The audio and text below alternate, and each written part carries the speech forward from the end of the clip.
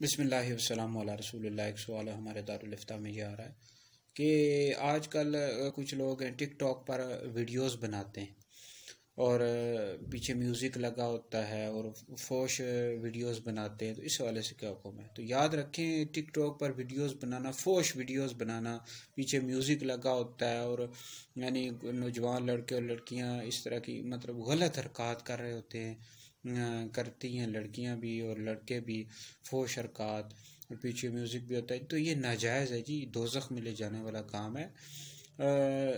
इसमें ये है कि अगर आपने करना ही है तो आप कोई दीनी वीडियो लगा दें, और लेकिन उसके पीछे भी म्यूज़िक नहीं होना चाहिए।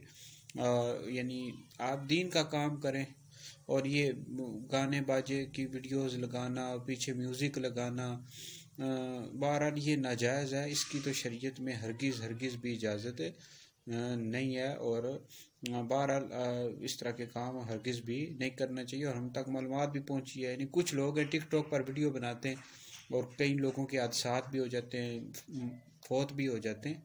तो लिहाजा इस तरह की काम नहीं करने चाहिए, और अल्लाह रब्बुल इज़्ज़त से खैर की दुआ मांगनी चाहिए, अपनी मग़फ़िरत तलब करनी चाहिए।